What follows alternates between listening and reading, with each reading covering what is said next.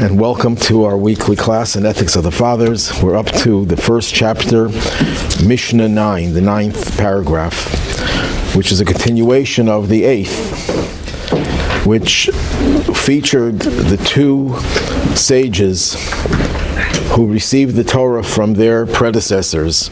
The first sage was Yehuda ben Tabai, and the second one is Shimon ben Shetach, whose teachings that we're going to learn today. Yehuda ben Tabai and Shimon ben Shetach were the two leaders of the Jewish people about a century, close to a century after the story of Hanukkah. And they lived in tumultuous times. This was the period when the Hasmonean heroes of Hanukkah degenerated. Their descendants turned away from the very lofty and idealistic principles of their ancestors who fought against the Syrian Greeks and won, and they had become Sadducees, rebels against Judaism. They were very violent, and as a result of their attitude, negative attitude towards the rabbis, many of them were murdered by King Yanai, and many had to flee. And finally, things started to calm down with the leadership of Shlomtzion, a righteous woman who was more or less the wife of the king, but she was the sister of Shimon ben Shetach, and that brought some stability. Shimon ben Shetach and Yehuda ben, don't give them the benefit of the doubt. That was an earlier teaching that you should have the benefit of the doubt. So he says that's not necessarily to the benefit of the doubt. So he says that's not necessarily true in a courthouse. In a courthouse, you look at both sides as liars, as scoundrels, as people who you can't trust. Look at them both as righteous. Take away any stigma that was attached to them before, which is quite the contrary to the way our system works today, supposedly, where you give everyone a presumption of innocence, which is a lie. It's not true. There's no presumption of innocence to anyone charged with a crime in America. That's just words. It's not reality. I mentioned last week there was a case where a certain rabbi was charged with a crime. It was headlines, literally front pages. When he was exonerated, weeks later or months later, it was on page 17, a small little article. No reporters were even there to report that he was exonerated. So was that person innocent, presumed innocent? No, even after he was declared innocent, he was presumed guilty. But the rabbis had a different approach. Yes, we do give people the benefit of the doubt, but not when you have to find the truth. And you have to be like a surgeon. I use the example of a surgeon who's trying to cut out a malignancy. And he says, you know what, I cut out 3/4 of it. I'll give the person the presumption of health. Then he's not a good surgeon. He has to cut out the entire malignancy. The same thing is true when it comes to a judge. He has to get to the bottom of it. It's not like the American system, which is an adversarial system. You have two lawyers. The lawyers are really fighting the case, and based on who is a better lawyer, and very often that will determine the outcome of the case, not who was innocent and who was guilty, and who was right and who was wrong. But admittedly, the secular system is not out for truth per se. That's not the main objective. The main objective is which side could present a stronger case. I said this in the presence, I once gave a lecture at the law school in the presence of a judge from the Court of Appeals, the highest court in New York State, and in front of all the professors and all the top lawyers and everyone, and I said, you know what, the role of the lawyer is to obfuscate. And they all laughed. None of them were angry at me because they knew it was true. That's the job. And it's not that it's a bad thing necessarily, because we don't have enough resources to get to the bottom and get to the truth of everything. To no matter what, you can't really have justice. So the best you can have is you have an adversarial system. You have two sides of a case. Each side tries to argue as best as he can or she can, and you hope that they're going to reach the truth at the end. The Jewish system is interested in truth. And if you're interested in truth, you can't just give people presumptions of innocent or of guilt. But if you gave them, looked at both of them as innocent, you're not going to probe any deeper. If you're a good guy, why should I think that you're lying to me? But if you think that both of them are scoundrels, you'll try to find you'll dig deeper to see who was really telling the truth and who was lying. Once they accept the verdict, you no longer look at them in a negative way. You look at them in a positive vein. That's a very different way of looking at things. Shimon ben Shetach, Yehuda ben Tabai's partner, seems to not qualify, but add on to what his colleague said. His colleague was talking about litigants, people who are being judged in court. Don't give them the benefit of the doubt. Don't look at them as if they're both righteous when they come into the court. Be very, very suspicious and be very, very, very much delving deeply into their existence, into their claims, into everything. But what about the witnesses? The witnesses are upstanding people. In order to be a witness in a Jewish court, if you have anything in your past that wasn't corrected, even if you're a professional gambler, you're disqualified as a witness. A person who was known to have committed any type that involved theft or deception would be disqualified as a witness. So you'd think, if you're a judge, I'm not going to look at the witnesses as potential liars. I'm going to treat them with respect and dignity and accept everything they say. And according to Jewish law, you have to cross-examine witnesses. But there's a limit Jewish law requires, and there's a principle in the Talmud: a judge can only go by what his eyes see. Judges are not prophets. And even if a judge is a prophet, he can't use his prophetic powers to judge. You have to use evidence to judge.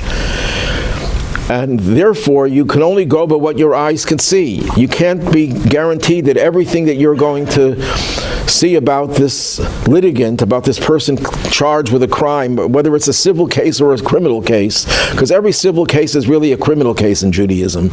Because if a person is guilty of doing something improper in business, that's a crime in Judaism. So it may be called civil here, but in Judaism it's all civil and criminal are intertwined. So there's a certain limited number of questions you ask witnesses that Talmud requires, Jewish law requires, and once you did that, you satisfy your obligation.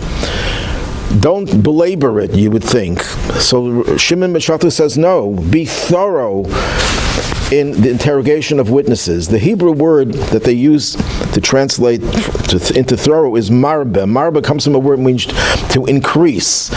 Add on more questions. Jewish law requires asking of 7 questions about the location of the crime, but the very obvious things about the circumstances of whatever it is that's being charged. Don't be afraid to add on more questions, even though it might look like you don't trust the witnesses. So be it. Let them think you don't trust them, but don't just be limited. Why was a Shimon ben Shetach so sensitive to this? Because he had an experience in his own life. Shimon ben Shetach did something. I'm not going to go into the details. There were a bunch of witches that were practicing witchcraft, which is in Judaism is a capital crime if it's really witchcraft. And he took the law into his own hands, and he did something extrajudicial, because according to Jewish law, you can't execute someone based on, it has to be based on witnesses, of course, but you can only execute one person a day. And he had 80 witches, and he executed them all in one day. And that was based on, it was an emergency situation, and they wanted to take revenge, the relatives. So they hired 2 witnesses to testify that his son, Shimon ben Shetach's son, committed a capital crime, and he was executed. And what happened, this is the way it happened, as he was going to be executed, Shimon ben Shetach's son said, if I am really innocent, if I am really guilty, let this death penalty not atone for my sin. May I suffer endlessly. Anyone who says that and is dying and believes in the afterlife is obviously not going to risk being punished in the afterlife. So everyone realized that he was innocent, and the witnesses were false witnesses, but it was too late. And the witnesses recanted. But in Jewish law, witnesses cannot recant. Because once you testify and your testimony was verified as being accurate because you cross-examined the witnesses and nothing could be found faulty in their testimony, you cannot recant your testimony. Your testimony will remain. And Shimon ben Shetach lost his son because of this. So that's why he was very sensitive to testimony of witnesses. Don't just go through the basic questions that you ask witnesses. Be more conscientious about it and ask more and more questions.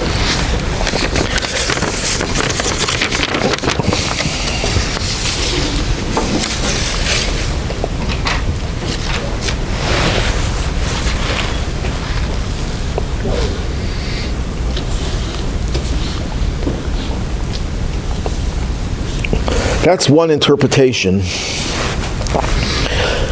of cross-examining witnesses. There's a more symbolic explanation that in our lives there are many witnesses to the way we behave. What are the witnesses in our lives? The walls of our homes, there's an expression in the Talmud, testify about ourselves, our behavior. When we're in public, we behave very nicely. But when we're in the privacy of our own homes, that's where you think you can get away with crimes and you can do things that are unlawful. Those are witnesses to you. Be very careful about those witnesses. But when we talk about witnesses, there's the witnesses, the walls of your home, but also every one of us has eyes and ears. Our eyes and ears were witnesses to one defining event in human history. Every one of us, every single Jewish person was present at Mount Sinai. And even if you weren't there physically, because I don't think anyone here is that old. No, I'm looking around. No one is 3,300 years old here. Not even close. Sometimes I feel like it. But every one of our souls was present at Mount Sinai, and our souls have ears and eyes as well. So every one of us has witnesses to the most important event and the most defining event in history. Yes? I think that points to the teaching, the Kabbalistic teaching of reincarnation, and that initially in previous incarnations we were at Mount Sinai, but our body has... Not everyone is a reincarnation. There are new souls, not too many of them, but those new souls were also there, even though they were not in any body at any time before. So reincarnation is not the only explanation for it. I defer to you on that, but the totality of that is that the body has a memory and the soul has a memory, and those are sometimes merged and sometimes distinct. They could merge, yes. Yeah. That's why there are people who remember things from earlier lives. Right. Yeah. Yes. Doesn't that at times cause confusion as well? Doesn't what cause? Can't that cause confusion in our human existence? Because? For example, I was having a conversation with someone, and they were a convert. They weren't born as Jewish. They decided. Can you speak up? Yes, I was asking the rabbi. I had a conversation with a convert, someone who decided that they were Jewish. They said that they had always felt Jewish in their soul, even though physically they had no proof of Jewish heritage. And yet at the same time, to become Jewish, this is no one I'm related to, it's just someone that I'm acquainted with. She married into a Jewish family, and in that sense, absorbed everything of them and turned her back on her own family. They weren't evil, they weren't bad. It's just that she decided that she wanted what someone else had. And what I'm wondering here is ultimately what I came away from that conversation with was the feeling that she was somewhat confused as to her soul versus her mortal being. I mean, you're getting into a subject that really requires a lot of attention, that requires a separate class, but I'll just try to answer briefly. You have to be careful with feelings. Judaism doesn't allow you to be carried away by your feelings. I can have feelings about a lot of things, but the only way you really know if your feelings are authentic is if they translate into action. If someone feels Jewish and they're not born Jewish, they have to go through a proper preparation for conversion and then convert. And then you know that feeling was real and that they had a spark of a Jewish soul even before they converted. But there could be many people who have feelings of Jewish feelings, and it could be that they have some Jewish blood in them, but it doesn't make them Jewish necessarily. Being Jewish goes by the mother. And it could be your father or your grandfather paternally was Jewish. But the feelings themselves can't determine a status of any person. But there are people who may have legitimate feelings that they were here before in another incarnation. But again, going back to what I was saying before, being at Mount Sinai is not necessarily, in a sense, it's not necessarily because you were incarnated and you were there physically. It means at least you were there spiritually. And so your ears and eyes of your soul have heard and seen the revelation of God at Mount Sinai. So we always have to test our behavior we have to investigate how much of our behavior is consistent with what our eyes of our soul and our ears of our soul have seen and heard. Excuse me. Yeah. Can you say about any country, maybe any court, who use Jewish law? What do you talk about? Jewish law is not for the world, it's for the Jewish people only. Okay. Jewish law has a belief that non-Jews have an obligation to institute their own system of laws. And they don't have to follow Jewish law. They have to follow the system that they feel is humane and just and righteous. Yes. So in Israel, Supreme Court has named Supreme Court of Feeling. Israel's Supreme Court is not a Jewish court. It's as Jewish as the American court is. It has nothing to do with Judaism, the Israeli Supreme Court. It's a very, very secular and sometimes anti-religious, anti-Jewish court. That's sad, but that's the reality. And they're entrenched, and they don't allow any intrusion of any other philosophies into the court. Now, Israel has a parallel system that's recognized by the secular system, the rabbinic system, but it has limited influence and limited powers. But that's another subject. Just quickly, if there was a reinstitution in the Sanhedrin, would it be only rabbis or lawyers or both that could? No lawyers, only rabbis. I don't know. Yeah.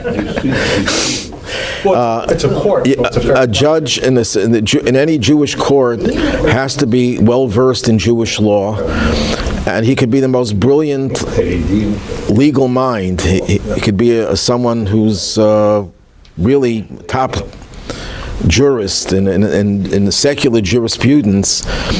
He could be a brilliant scientist and everything. With all due respect, he can't be a judge in a Jewish court. He has to be well versed in Jewish law. That's the most important criteria. Well, it's together with his integrity is the most important criteria. Hasn't there always been an observant Jew on the Supreme Court? They might have one or two token. Right. Right. I'm familiar with Menachem Milon. They had other. Rubenstein, I think, is another one. They do have religious judges, and sometimes they try to use some influence of Jewish law, but it's Jewish law compromised, which makes it not Jewish law. It's just a little bit of a Jewish flavor, but very often they even go against Jewish law, clearly in contrary to Jewish law. But that's the groups that probably put it the positive way. Who can testify before a Beit Din and who cannot? There's all categories of people who can't testify. Well, witnesses, according to Jewish law, have to have certain criteria. Witnesses have to be male, adults, who are totally observant, and known to be people of integrity. And the two witnesses are cross-examined. if their testimony doesn't corroborate with one another, or they can be disqualified by other witnesses who testify against them. And there are different situations where that depends on what they testify against them about. But you have to really be a very distinguished person to be a witness. In American courts, I found this to be very troubling. I dealt with a prisoner who was serving a life sentence for murder, a Jewish prisoner, and he was appealing it. And he told me what he was convicted, based on the conviction was based on a confession of his to his crime in prison to another inmate who was in prison for forgery, for all sorts of deception, who was going to get an easier sentence because of his testimony. You put a person away for life based on the testimony of a known convicted fraudster, forger and everything else, who's being bribed, is very troubling to me, that could put a person away for life. There was one other piece of evidence which was equally troubling. Someone testified, again, not a person of upstanding values, who testified that he saw him dump the body. The only problem was, it was at night and he was hundreds of feet away from the location, and it was cross-racial, which means the likelihood of him being able to identify the person was almost close to nil. And that's how the person is, and he know how he lost his appeal? His lawyer didn't submit the papers on time. He submitted a few days late, and the appeal was thrown out. And this person might have already finished his 25 years to life sentence. I don't know. I haven't kept track of him. But you can have, I guess, not testimony, but you can have results from, for example, as I read a case before the 18th about paternity, and the DNA evidence was submitted. Okay, that's a very good question. By the way. What? It was rejected.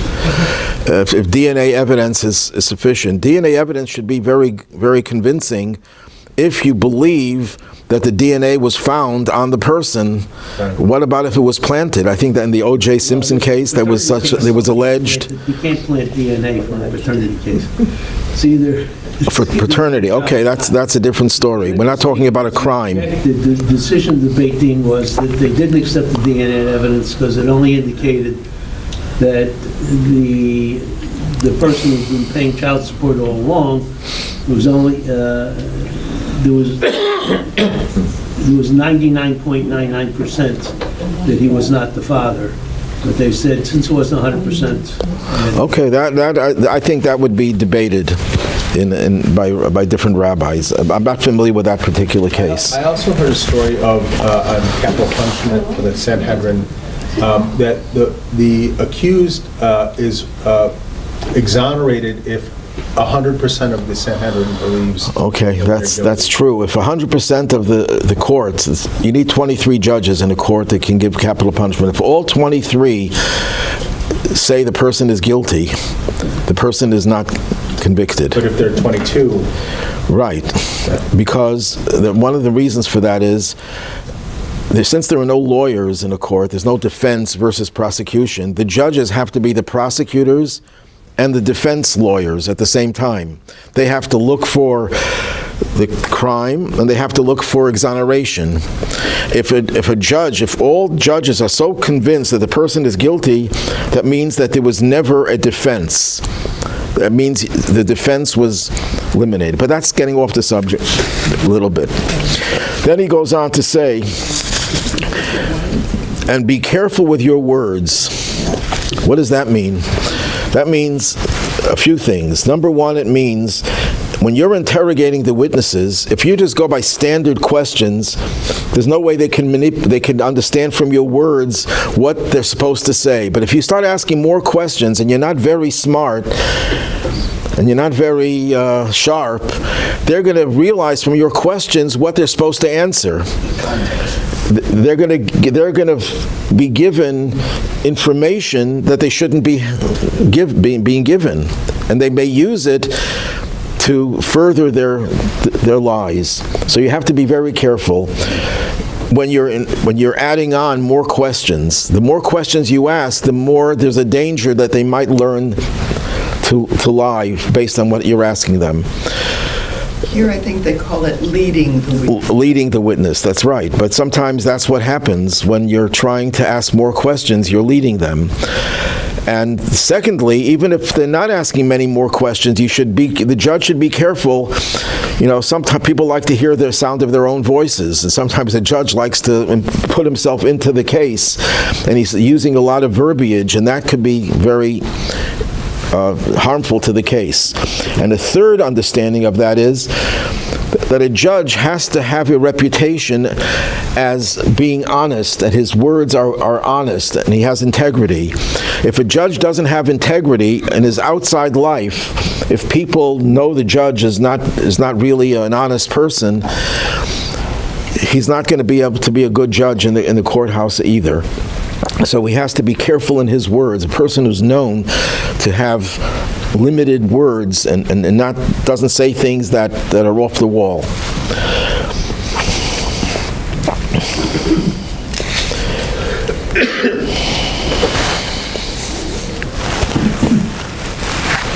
Now, one of the most important things in a court case, or the most important thing, is truth. You want witnesses to be telling the truth. You want the judge to be honest. You want the litigants to be honest. You want everyone to be honest. But the degree of integrity and honesty in a court is very different from it is in real life. In real life, believe it or not, Judaism says honesty is not the highest ideal. It's the second highest ideal. Kindness. No, well, maybe kindness as well. Maybe so. It's a toss-up between kindness and peace.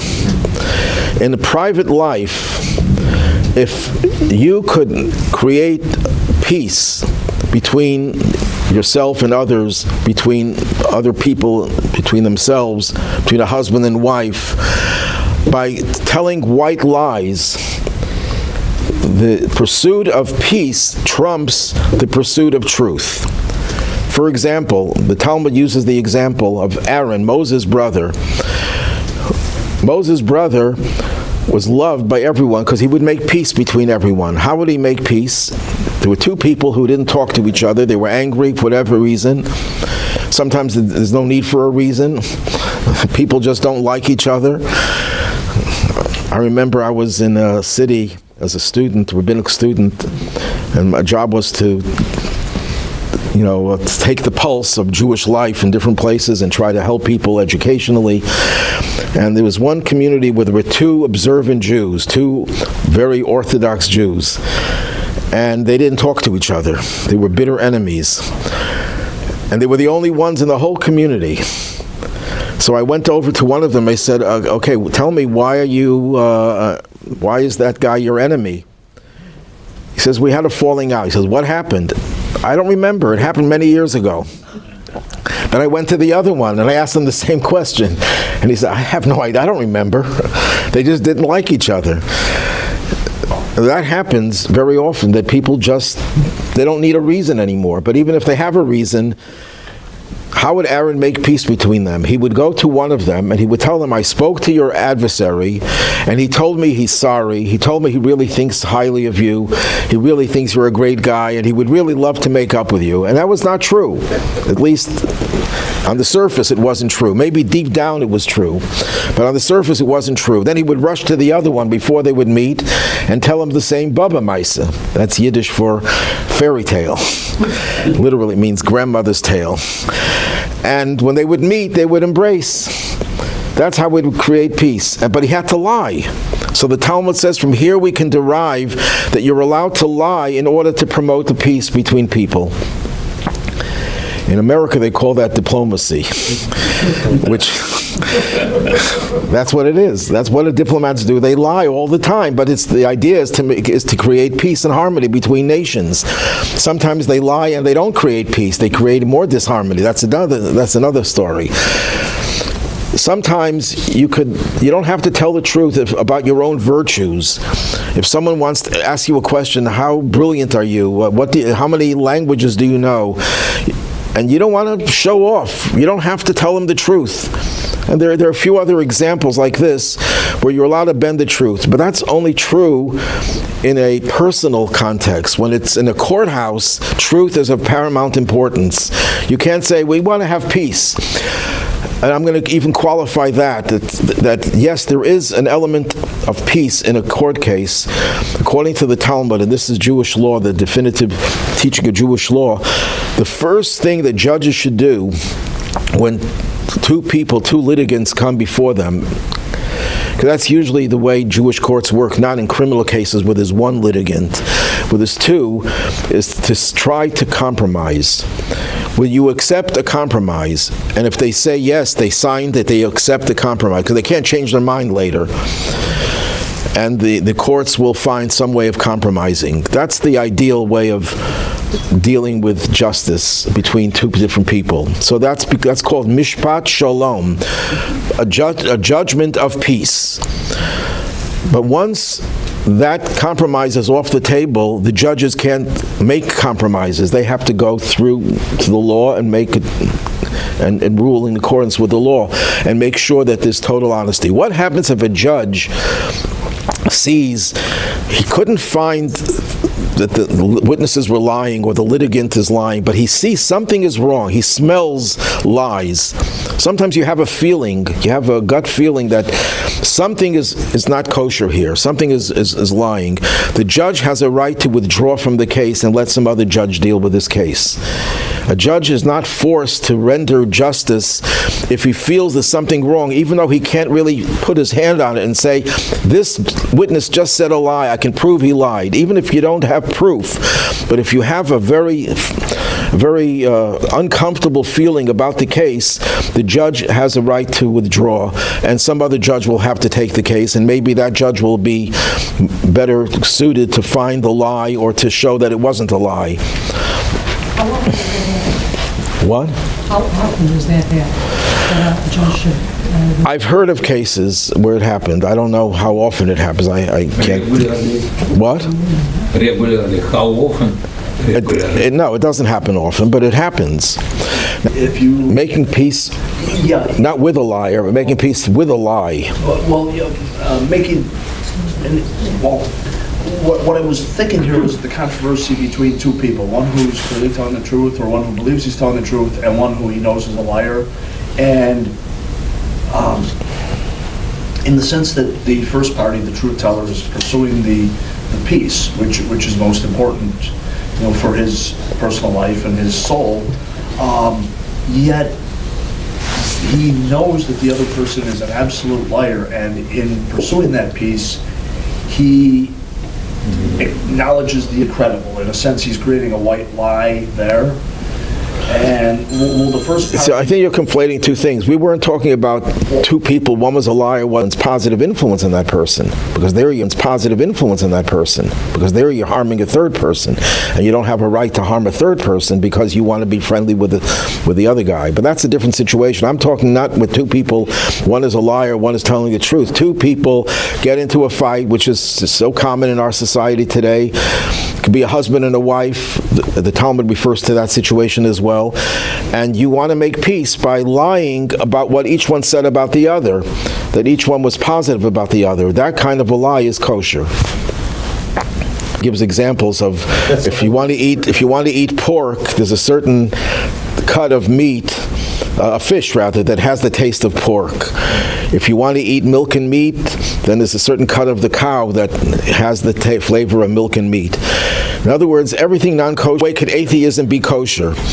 And the answer was, when you're called upon to help someone who's in need, and you say, why should I help? God will take care of him. No, act like an atheist, that you don't believe in God, and you help him. That's the kosher form of atheism. So there's a kosher form of lying as well, when you're lying to create peace.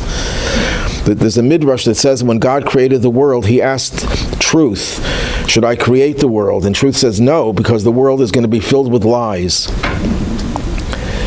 But when he asked kindness, Kindness says, yes, create the world because the world will be filled with kindness. So sometimes it's the kindness that deals with the lies, that takes away from the power of deception and lies. The beauty of that teaching is that God took truth and threw it down to the earth. Yes, I'm not going to listen to truth. Truth, I'll just conclude on one point. When someone is very ill and they don't have a long prognosis, and the doctor feels it's his responsibility in the interest of truth to tell the patient that he's going to die in 3 months. And the doctors insist, Jewish law says, you're not allowed to tell the patient the truth in the event that it might cause the patient to become depressed and create a negative outcome and take away the hope from the patient. So how does the doctor know that? The doctor has to consult with the family. The doctor has to consult with psychologists, with therapists, people who know the status of the patient. Sometimes you have to tell the patient because the patient wants to know the truth so they could take care of all their affairs. But to say that I'm doing this in the interest of emes, of integrity, of honesty, is a cop-out. Because when doctors make mistakes and they injure their patient, are they as honest in telling the patient, you know what, I botched this operation, I botched this treatment? The same doctors who will insist on truth in telling the patient his status will not insist on truth when they make mistakes. So I'm a little bit wary about their degree of integrity. I'm not saying all doctors like this, but a doctor, before he tells a patient the truth, has to first really know the status of the patient, how they will take it, and what effect it will have. Some people are not prepared to hear that their life is limited, and it'll destroy the little bit left of their life. The quality of life will be destroyed, and sometimes it'll take away hope, and sometimes it's hope that could have an effect, a positive effect on the outcome of that person's life. People could recover, and they could live longer. Would it be considered a form of prognostication or future? Well, doctors are not prophets. Right, that's what I'm saying. The most the doctor could say is, we don't really know what your situation is. It can go one way, but there's always hope. There's always a percentage of cases where you could recover. Not to give the person false hopes, but not to give them no hope. You can't take the never to... Right, you can't take that away. The Rabbi would always quote a famous saying that in the Talmud it says that the Torah gave the physician the right to heal. People would say, no, God takes care of your life, don't go to doctors. No, the Torah gives the physician the right to heal.